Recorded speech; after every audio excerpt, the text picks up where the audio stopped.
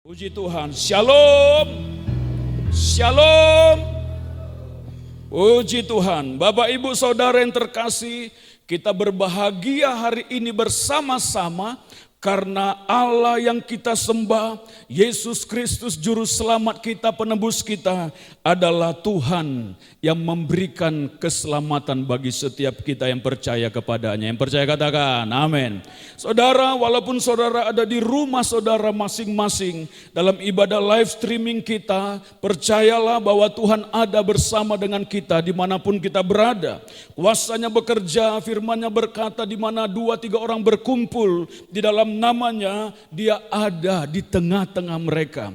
Jadi alami kuasa Tuhan, alami mujizat Tuhan, alami jamahan Tuhan, dan saudara akan mengalami sesuatu yang baru di dalam Tuhan. Yang percaya katakan amin. Nah saudara yang terkasih, kita hari ini adalah merayakan Paskah, saudara, kematian, kebangkitan Tuhan kita Yesus Kristus. Paskah adalah penyelamatan bagi kita yang percaya kepada Dia. Sekali lagi, Paskah adalah penyelamatan bagi setiap orang yang percaya kepada Yesus Kristus, saudaraku. Mari kita membaca Matius pasal 26 ayat 1 sampai dengan ayat 4. Matius pasal 26 ayat 1 sampai dengan ayat 4. Saya bacakan untuk kita semuanya, dan saudaraku yang terkasih di rumahmu masing-masing, bacalah firman Tuhan ini bersama-sama. Matius pasal 26 ayat 1 sampai dengan ayat 4. Demikian firman Tuhan. Setelah Yesus selesai dengan segala pengajarannya itu, berkatalah ia kepada murid-muridnya. Dia berkata kepada murid-muridnya, kamu tahu bahwa 2 hari lagi akan dirayakan Paskah. 2 hari lagi akan dirayakan Paskah. Maka Anak Manusia akan diserahkan untuk disalibkan. Jadi anak manusia, Yesus Kristus itu diserahkan untuk disalibkan pada saat mereka merayakan Paskah. Nah itu diperhatikan Bapak Ibu Saudara. Jadi nanti kita akan melihat kembali kepada Paskah orang Israel. Dan Paskah di mana Yesus akan disalibkan, mereka sedang akan mengadakan perayaan Paskah. Kenapa Yesus harus disalibkan? Kenapa Yesus harus dikorbankan? Nah kita akan belajar ke situ. Ayat 3. Pada waktu itu berkumpullah imam-imam kepala dan tua-tua bangsa Yahudi di istana imam besar yang bernama Kayafas. Mereka berkumpul imam-imam dan para tua-tua Yahudi. Bangsa itu, saudaraku, pembesar-pembesar bangsa itu, mereka berkumpul di rumah imam yang bernama Kayafas. Ayat 4. Dan mereka merundingkan suatu rencana untuk menangkap Yesus dengan tipu muslihat dan untuk membunuh Dia. Saudara, jadi tua-tua Yahudi itu, para imam itu, saudaraku, mereka berkumpul, berunding, berencana untuk menangkap Yesus dengan tipu muslihat dan untuk membunuh Yesus. Mereka tidak tahu bahwa apa yang sedang mereka pikirkan adalah sebuah penggenapan dari rencana Bapa di sorga. Yesus harus mati.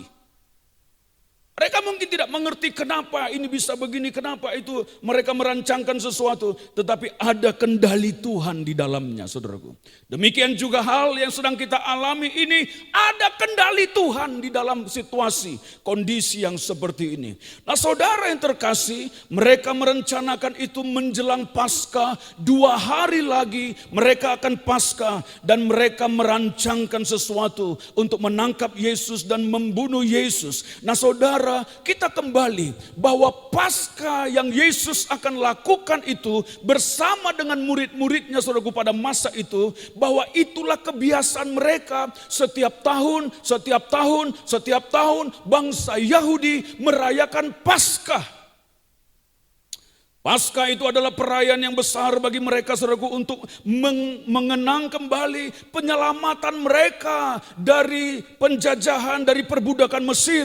Allah menolong mereka, saudaraku, dan mereka dilepaskan, dan itu menjadi hari Paskah bagi mereka. Mari kita melihat Paskah orang Yahudi pada mula-mula terjadi, Bapak Ibu Saudara yang terkasih. Keluaran pasal 12 ayat 1 sampai dengan ayat 7 kita baca. Keluaran pasal 12 ayat 1 sampai dengan ayat 7. Ayat 12 dan ayat 13.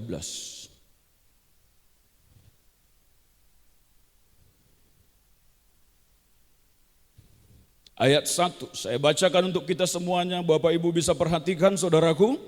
Berfirmanlah, sekali lagi Keluaran pasal 12 ayat 1 sampai dengan ayat 7. Berfirmanlah Tuhan kepada Musa, Tuhan berfirman, bulan inilah akan menjadi permulaan segala bulan bagimu. Itu akan menjadi bulan pertama bagimu tiap-tiap tahun. Katakanlah kepada segenap jemaah Israel, pada tanggal 10 bulan ini diambillah oleh masing-masing seekor anak domba menurut kaum keluarga, seekor anak domba untuk tiap-tiap rumah tangga. Jadi setiap rumah tangga mengambil seekor anak domba. Tetapi jika rumah tangga itu terlalu kecil jumlahnya untuk mengambil seekor anak domba, maka ia bersama-sama dengan tetangganya yang terdekat ke rumahnya haruslah mengambil seekor menurut jumlah jiwa. Tentang anak domba itu, kamu buatlah perkiraan menurut keperluan tiap-tiap orang. Ayat 5, anak domba itu harus jantan, tidak bercela, berumur setahun. Kamu boleh ambil domba atau kambing. Ayat 6, kamu harus mengurungnya sampai hari yang ke-14 bulan ini. Sampai hari yang ke-14 kamu harus mengurungnya. Nah, saudara sedang dikurung di rumah hari ini 14 hari. Tidak tahu apakah itu hubungannya, mungkin tidak ada. Lalu seluruh jemaat Israel berkumpul, harus menyembelihnya pada waktu senja. Jadi anak domba itu harus dikurung dulu 14 hari, baru dipotong, saudaraku. Ya. Ayat 8, ayat 7 ya. Ayat 7. Kemudian dari darahnya haruslah diambil sedikit dan dibubuhkan pada kedua tiang pintu, pada ambang atas, pada rumah-rumah di mana orang memakannya. Jadi diambillah sedikit dari anak domba yang terbaik itu tadi, dipotong dia, darahnya diambil sedikit, dibubuhkan di kedua tiang pintu, di setiap rumah tangga itu, di setiap keluarga, di setiap rumah orang-orang Israel itu, saudaraku. Nah, perhatikan ayat 12. Sebab pada malam ini aku akan menjalani tanah Mesir, dan semua anak sulung dari anak manusia sampai anak binatang akan kubunuh, dan kepada semua Allah di Mesir akan kutunjukkan hukuman. Akulah Tuhan, kata firman Tuhan. Ayat 13, dan darah itu menjadi tanda bagimu pada rumah-rumah di mana kamu tinggal. Apabila aku melihat darah itu, maka aku akan melewati daripada kamu, jadi tidak akan ada tulah kemusnahan di tengah-tengah kamu. Apabila aku menghukum tanah Mesir. Amin, Bapak Ibu Saudara. Jadi perhatikan Bapak Ibu Saudaraku, pasca pertama yang mereka diperintahkan oleh Tuhan untuk melakukan sesuatu hal yang sangat penting dalam sebuah kemerdekaan mereka, saudaraku, maka bangsa itu Tuhan perintahkan supaya mereka mempersiapkan diri, saudaraku. Mereka harus masing-masing keluarga, masing-masing rumah tangga mempersiapkan anak domba pilihan. Anak domba yang tidak bercacat, tidak bercela.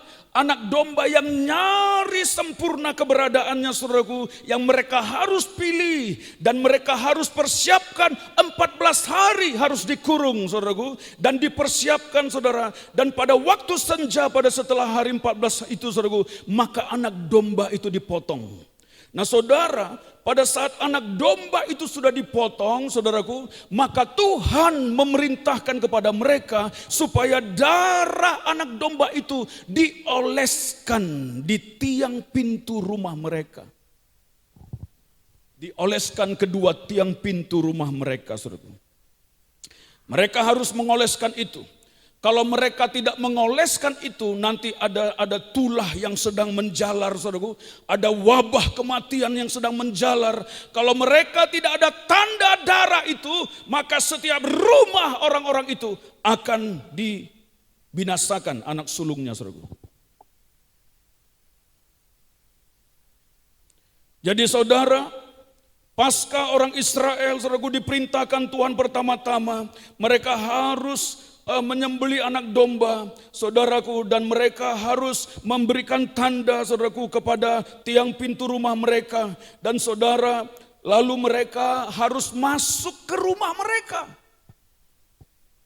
Tuhan perintahkan masuk ke rumah mereka pada saat anak domba itu sudah disembelih, dan kalian makanlah daging domba itu di rumah kalian masing-masing. Jadi mereka harus mengunci pintu rumah mereka, mereka masuk tinggal tenang di situ dan menikmati Paskah bersama dengan keluarga, rumah tangga mereka. Dan malam itu, saudaraku yang terkasih, pada saat saudara membaca firman Tuhan, maka tulah itu menjalar di tanah Mesir dan melewati setiap pintu, setiap rumah, saudaraku. Dan orang yang tidak punya tanda darah itu, maka matilah anak sulung di rumah itu, saudaraku. Jadi saudara yang terkasih, kita harus menyadari bahwa Paskah, arti dari Paskah adalah melewati. Paskah artinya adalah melewati. Jadi pada saat Tuhan Yesus, sebelum mereka diperintahkan untuk mengorbankan anak domba itu, ada tulah. 9 tulah sudah berlalu, saudaraku, bagi tanah Mesir itu. Ada wabah bagi tanah Mesir itu, saudaraku. Dan bangsa itu melihat itu terjadi di depan mata mereka. Dan satu waktu sekali lagi, maka Tuhan memerintahkan mereka masuk ke rumahmu, potonglah anak domba itu dan nikmatilah itu di dalam rumahmu, dan tidak boleh ada seorang pun yang keluar. Dan pada malam itu tulah ke-10 menjalar, saudaraku, dan terjadi. Maka Tuhan mendatangkan itu, saudaraku. Dan semua orang di tanah Mesir itu tanpa terkecuali, setiap keluarga, setiap rumah tangga menjerit, menangis, berseru. Kenapa? Karena di setiap rumah ada tulah yang mematikan. Coba kita perhatikan dengan situasi kita sekarang. Demikian juga, saudara, pada saat Tuhan Yesus mau disalibkan, saudaraku, pada saat Tuhan Yesus akan dikorbankan adalah pada hari Paskah. Jadi bangsa Israel itu merayakan Paskah setiap tahun, merayakan Paskah setiap tahun, merayakan Paskah setiap tahun. Dan 2 hari sebelumnya itu, pada malam Paskah itu, saudaraku, maka Tuhan Yesus mengadakan perjamuan Paskah dengan murid-muridnya. Ingatkah saudara apa yang Tuhan Yesus katakan? Mereka bukan Paskah seperti Paskah orang-orang Yahudi pada umumnya yang biasa, saudaraku. Tapi pada saat dia memecah-mecahkan roti, dia berkata kepada murid-muridnya, inilah tubuhku yang dipecahkan bagi kamu. Pada saat dia mengambil anggur itu, dia berkata, inilah darahku yang tercurah bagi kamu. Jadi Paskah di dalam kehidupan kekristenan kita adalah Paskah tentang pengorbanan Yesus di atas kayu salib. Bukan Paskah seperti orang bangsa Yahudi. Tetapi saudara, inti dari sebuah Paskah yang kita mengerti adalah sebuah keselamatan yang terjadi di dalam Yesus bagi setiap orang yang percaya, supaya dia tidak dimusnahkan dengan tulah, dengan murka Tuhan, dengan kedahsyatan Tuhan, supaya orang-orang yang percaya akan diselamatkan dari segala murka Tuhan. Itulah sebabnya saudaraku yang terkasih, sama seperti kejadian pada bangsa Israel mula-mula dalam perayaan Paskah yang pertama yang mereka lakukan, demikianlah kita harus mengenang, harus menerima kembali darah Yesus, supaya kita mengalami sebuah keselamatan, supaya kita tidak mengalami kedahsyatan kemurkaan Tuhan, saudaraku. Saudara, ini bukan masa di mana kita bermain-main dalam kehidupan kita sehari-hari ini. Ini bukan masa di mana kita, saudaraku, untuk begitu-begitu saja lagi dalam kehidupan. Ini masa di mana Tuhan menunjukkan tulah-tulah wabah, bukan hanya di negeri ini, tapi di seluruh bumi secara global. Bukankah itu sebuah pengertian kita harus menyadari bahwa Allah sedang menjalar atas semuanya. Dan kita harus mempersiapkan diri kita. Pada malam hari itu, mereka keluar dari tanah Mesir. Mereka pada ketakutan orang-orang Mesir yang mati karena wabah itu, saudaraku. Mereka menjerit, mereka bingung, mereka frustasi, mereka stres menghadapi semua yang sedang terjadi. Tapi bangsa itu ada di dalam tangan Tuhan. Amin, saudaraku. Dan malam itu, mereka pergi keluar dari tanah Mesir menuju tanah perjanjian. Saya tidak tahu, saya bukan berkata bahwa ini sebuah perkataan yang harus kita saudaraku langsung harus terjadi. Tetapi kita perlu merenungkan ini, saudaraku. Paskah hari ini ada wabah yang mematikan. Paskah tahun ini ada wabah yang mematikan dan orang-orang menjerit di seluruh dunia, saudaraku. Tapi kita dalam supaya diperintahkan masuk ke dalam rumah kita, apa yang harus kita sadari, saudaraku? Di rumah disitulah kita harus tinggal tenang. Di rumah disitulah harus kita berdoa. Di rumah disitulah kita harus mempersiapkan diri. Di rumah disitulah rumah tangga kita harus benar-benar kembali berfokus kepada Tuhan. Wabah ini terus bergerak, saudaraku. Tuhan sampai menyelesaikannya.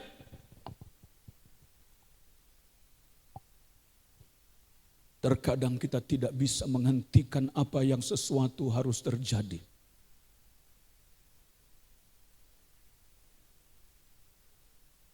Tapi kita harus mempersiapkan diri. Dan terus berseru kepada Tuhan. Masuk ke dalam rumahmu. Nikmati Paskahmu hari ini.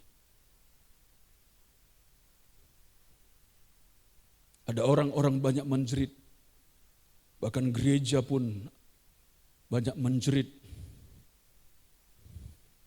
Ada satu pendeta bilang di Tengking. Ada satu pendeta lagi ribut-ribut. Apa itu? Singkirkan. Ribut. Ya sudahlah, kita nggak usah ribut-ribut lah. Kita masuk ke dalam kamar kita, amin. Kita doa, kita tunggu waktunya. Ini pasti selesai. Amin, saudaraku. Pemerintah sedang berusaha, Tuhan sedang bekerja, umat Tuhan berdoa. Nggak usah ribut-ribut.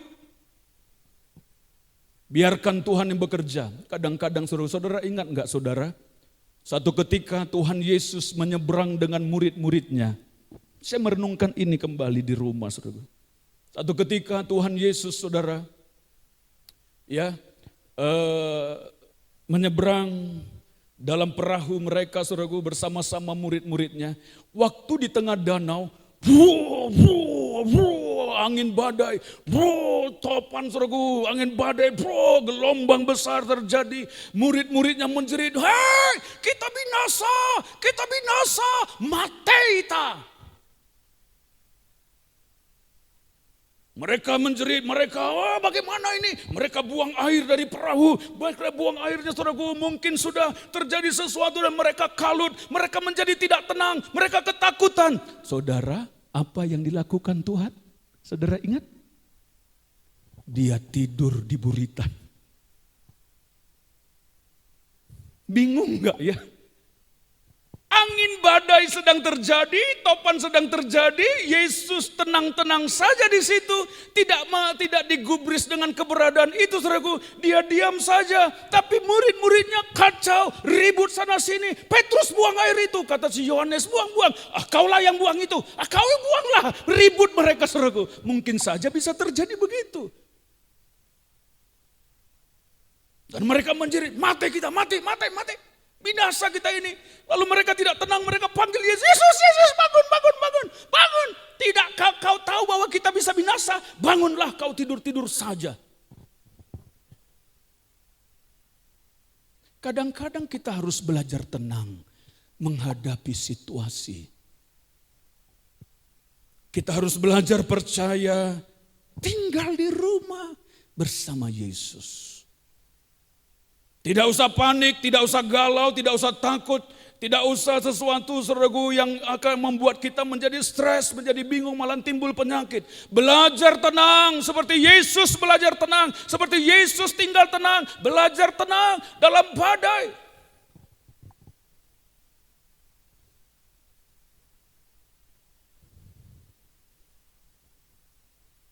Memang pada saat itu terjadi, mereka membangunkan Yesus. Lalu Yesus pun bangun. Kau bangunkan aku ini, capek ini. Mungkin baru KKR, baru penginjilan ya. Dari Yesus bangun, tapi Yesus juga begitu baik. Dia dia suruh diam itu apa? Angin badai itu diam, maka diamlah semuanya. Kalau kita punya pergumulan, kalau kita punya masalah, saudaraku, libatkan Yesus. Tapi kadang-kadang ada satu situasi, kadang-kadang ada satu kondisi di mana kita harus belajar tenang. Belajar berserah kepada Yesus. Nanti bagaimana ini, tenang saja saudaraku. Kalau memang hari ini harus seperti itu, maka kita harus belajar. Itulah Paskah di mana kita menikmati kematian Yesus, darah anak domba. Paskah di mana kita menyadari bahwa Yesus adalah korban anak domba itu. Yesus Kristus adalah anak domba Paskah itu, saudaraku. Yohanes 1 ayat 29. Yohanes 1 ayat 29. Pada keesokan harinya Yohanes melihat Yesus datang kepadanya dan ia berkata, lihatlah anak domba Allah yang menghapus dosa dunia. Jadi pada saat dulu mereka mengorbankan anak domba yang tidak bercacat, tidak bercela. Tetapi Paskah di mana Yesus dikorbankan, dia adalah sebagai anak domba Allah, anak domba Paskah yang harus dikorbankan untuk pengampunan dosa bagi semua manusia, bagi semua orang yang percaya kepada dia. Yohanes 1 ayat 36 berkata, dan ketika ia melihat Yesus lewat, ia berkata, lihatlah anak domba Allah. Jadi Yesus disebut sebagai anak domba Allah yang harus dikorbankan tepat di hari Paskah orang Yahudi itu. Dialah korban yang sejati. Dialah korban anak domba yang seperti dilakukan oleh orang-orang Yahudi. Dan dia mati dikorbankan bukan hanya untuk mereka, tapi untuk seluruh dunia. Dialah anak domba Allah itu, saudaraku. Nah saudara yang terkasih, itulah sebabnya kita harus kembali memandang kepada dia. Dia bukan sekedar sebagai anak domba yang harus disembelih, saudaraku. Tetapi dia adalah anak domba Allah yang adalah Allah itu sendiri.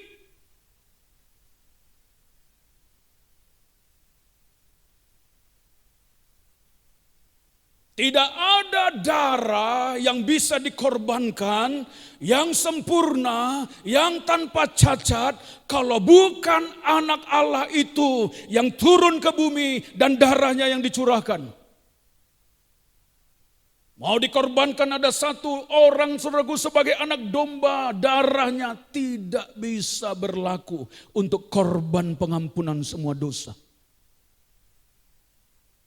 Ada orang yang nyari sempurna saudaraku, tidak bisa mampu untuk dikorbankan untuk menghapuskan seluruh dosa manusia. Jadi siapa Yesus itu sendiri? Yesus adalah anak domba Allah yang adalah Allah itu sendiri. Darahnya yang sempurna, tanpa cacat, tanpa dosa, itulah yang harus dikorbankan. Jadi alasan utama bahwa Yesus haruslah Allah itu sendiri sebagai anak domba, saudaraku, karena kematiannya lah yang mampu untuk membereskan semua dosa pelanggaran kita.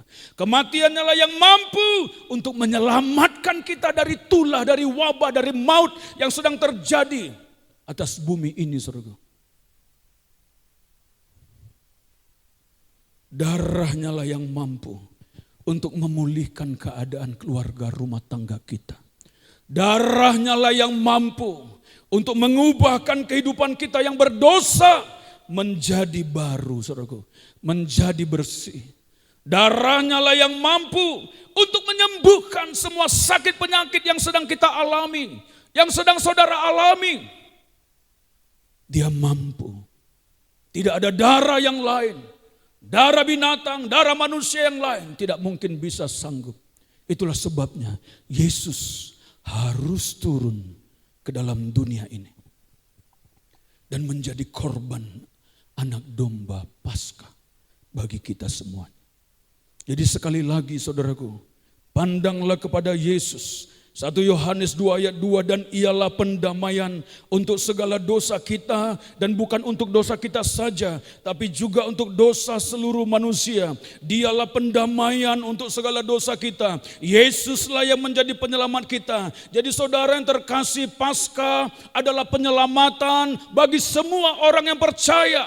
Paskah adalah keselamatan bagi setiap orang yang memperlakukan darah Yesus dalam kehidupannya. Tanpa darah Yesus, tanpa seseorang tidak percaya kepada Yesus, maka dia tidak akan bisa diselamatkan. Tidak bisa. Percayalah kepada Yesus. Saudaraku yang terkasih, dimanapun engkau berada saat ini, saya mau beritahu, percayalah kepada Yesus. Datanglah kepada Yesus dengan sungguh-sungguh. Persembahkanlah hidup kepada Yesus. Berlakukanlah darah Yesus dalam hidupmu supaya engkau bisa diselamatkan. Supaya wabah kematian tulah yang menghimpit dunia, kita bisa terhindar dari situ semua.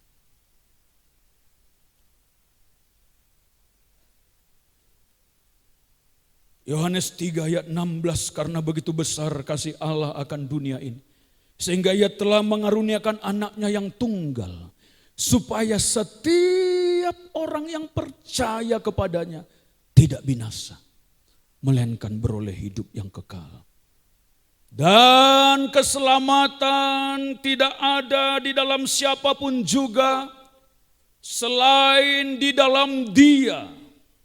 Sebab di bawah kolong langit ini tidak ada nama lain yang diberikan kepada manusia ini yang olehnya manusia bisa diselamatkan. Hanya di dalam Yesus. Saudara, kalau mau mengalami keselamatan, pemulihan, kebangkitan yang daripada Yesus, di hari Paskah yang berbahagia ini, dengarkan baik-baik. Terima Yesus dalam hidupmu. Datang kepada Yesus di masa-masa hari terakhir yang sedang kita alami dalam situasi kondisi ini. Maksud dari semua ini supaya kita menyadari bahwa kita butuh Yesus. Manusia perlu Yesus. Manusia harus datang kepada Yesus. Manusia tidak boleh lagi tinggal di dalam dosa. Manusia tidak boleh lagi hidup dalam dosa Sodom dan Gomora itu.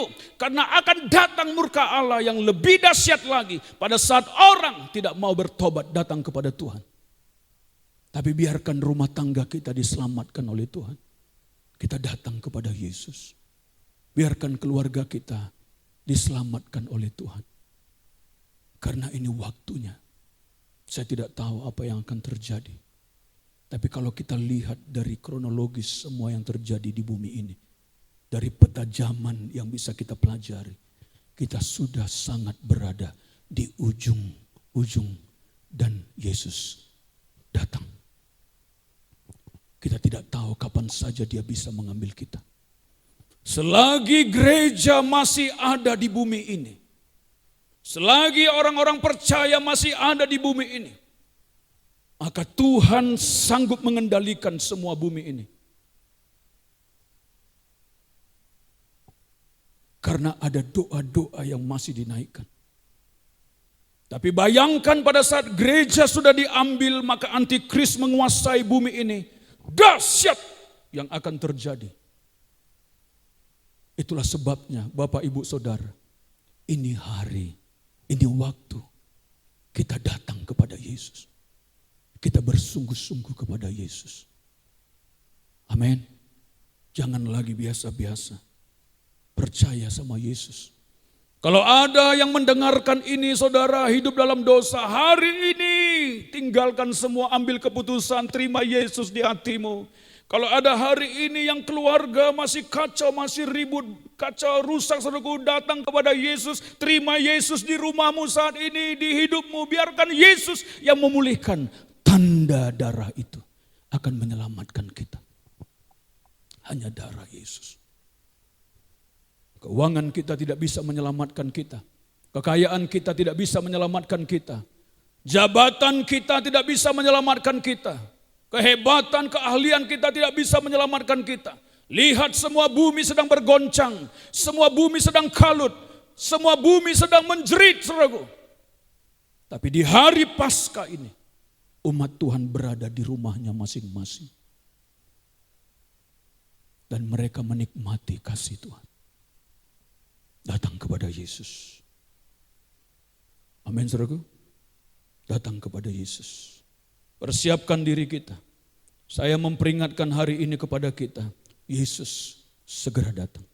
Ada begitu banyak tanda-tanda, ada begitu banyak penglihatan-penglihatan yang Tuhan berikan.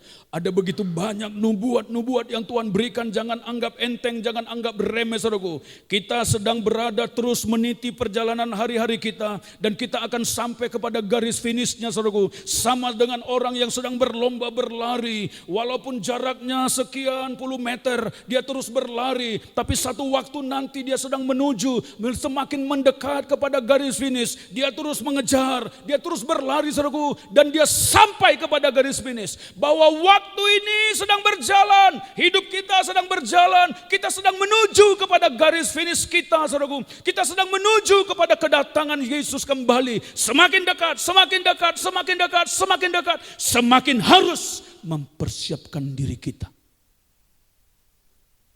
dalam doa, dalam firman, dalam kebenaran yang kita hidupi. Saudara, mari di hari Paskah ini sekali lagi kita pandang kepada Yesus. Biarkan Tuhan bekerja di rumah kita masing-masing. Kita mau berdoa bersama-sama.